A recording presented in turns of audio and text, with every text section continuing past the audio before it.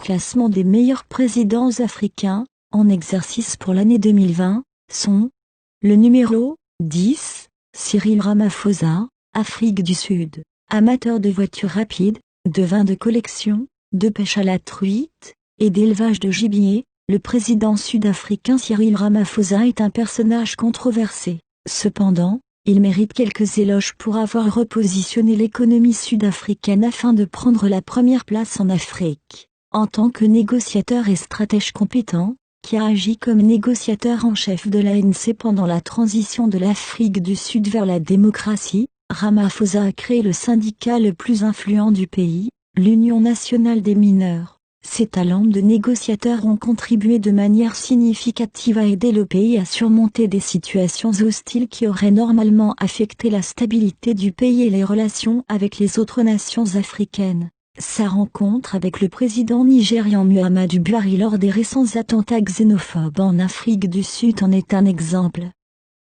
Le numéro 9, Sahle-Work Zewde, Éthiopie. En octobre 2018, Sahle-Work Zewde est devenue la première femme présidente d'Éthiopie, et la seule femme chef d'État en exercice en Afrique. Diplomate chevronnée, et vétéran des Nations Unies, Zewde a été nommée à l'unanimité par le Parlement. Depuis son élection à la présidence, elle a aidé le Premier ministre Abiy Ahmed à privatiser l'économie. Ce partenariat a permis au jeune Premier ministre d'acquérir l'expérience et les conseils dont il avait tant besoin pour mettre le pays sur la voie de la réalisation de son objectif de devenir une économie à revenu intermédiaire, de la tranche inférieure d'ici 2025. Le numéro 8, Macky Sall, Sénégal. Le président Macky Sall a reçu d'immenses éloges pour ses réalisations dans le secteur de la santé. Il a également appelé à de nombreuses reprises d'autres dirigeants africains à investir davantage de ressources dans la santé afin de relever les défis sanitaires auxquels le continent est confronté. Macky Sall a également gagné le cœur des Africains lorsqu'il a appelé à l'achèvement du projet de pont, de route et de rail entre Brazzaville et Kinshasa, la capitale de la République démocratique du Congo. Ces investissements dans le secteur de la santé dans le contexte de la pandémie de coronavirus ne sont pas passés inaperçus. Ces investissements ont encouragé le Conseil des directeurs exécutifs de la Banque mondiale à approuver un montant de 100 millions de dollars, la moitié en dons, et l'autre moitié en crédit, pour aider le gouvernement du Sénégal à faire face à l'impact social et économique de la pandémie. Le numéro 7, George Weah, Libéria. Le président Weah a pris ses fonctions en 2018, au milieu des critiques de secteurs qui pensaient qu'il n'était pas qualifié pour diriger le peuple libérien. Bien que des accusations de corruption aient entaché son gouvernement, de nombreuses critiques affirment que les réalisations de l'administration Weah dépassent celles de tout autre président du pays depuis son indépendance en 1847. Parmi ses plus grandes réalisations, on peut citer l'annonce de la gratuité de l'enseignement pour les Libériens, jusqu'au niveau universitaire, et son engagement à relier toutes les capitales de comté, par du pavage.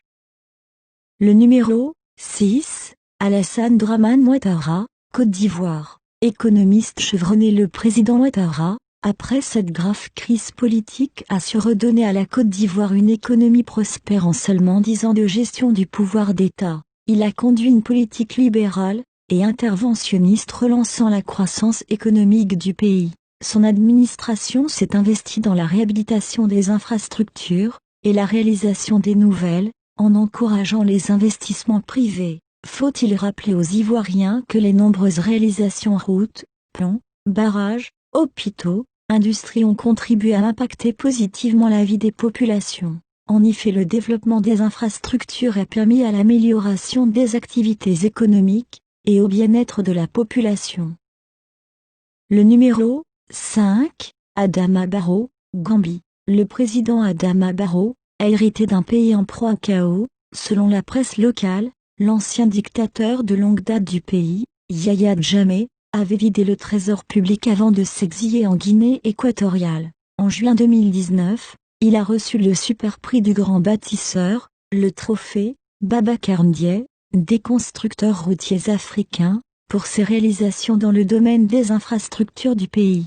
L'un des domaines où le président a été le plus félicité est d'avoir permis au pouvoir judiciaire de mener un procès indépendant contre l'ancien président, et d'avoir demandé justice pour les nombreuses victimes qui ont subi des violations des droits de l'homme, sous le régime de Yahya Jammeh. Le numéro 4, Roch-Marc Christian Kaboré, Burkina Faso. Le bilan du président Roch-Marc Christian Kaboré est mitigé. En particulier, sa capacité à tenir ses promesses électorales a été freinée par des contraintes de financement et une insécurité croissante. Toutefois, certains programmes sociaux ont donné des résultats positifs. Il a reçu des éloges pour sa lutte contre l'insurrection dans le pays, et sa capacité à ouvrir un nouveau marché pour l'exploration et l'exportation de l'or. Il a également contribué à aider les agriculteurs du pays. En conséquence, l'agriculture emploie actuellement environ 80% de la population totale du pays.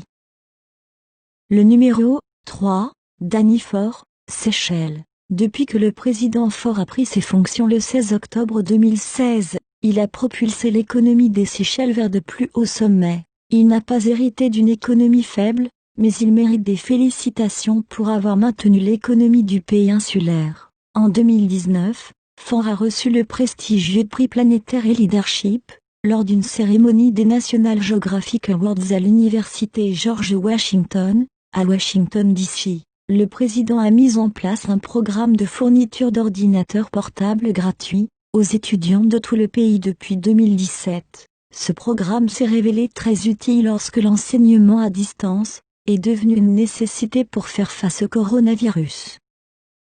Le numéro 2, Nana Addo Akufo-Addo, Ghana. Souvent désigné comme le travailleur numéro 1 du Ghana, le président Nana Akufo-Addo a suscité l'admiration de tout le continent, et au-delà pour ses convictions panafricaines, et ses politiques favorables aux populations. Depuis son entrée en fonction, il a créé environ 1 million d'emplois, pour le peuple ghanéen tout en stabilisant l'économie. Il est également reconnu pour avoir numérisé l'enquête nationale sur la santé, le permis de conduire, et d'autres documents émis par le gouvernement. Il a réduit la corruption au sein de la fonction publique. Le président Akufo-Addo a récemment prolongé de 3 mois la gratuité de l'électricité et de l'eau pour les citoyens après avoir pris des mesures pour atténuer les souffrances de son peuple, touché par la pandémie de coronavirus. Au plus fort de la crise sanitaire, il a su montrer le bon exemple à travers le respect des gestes barrières.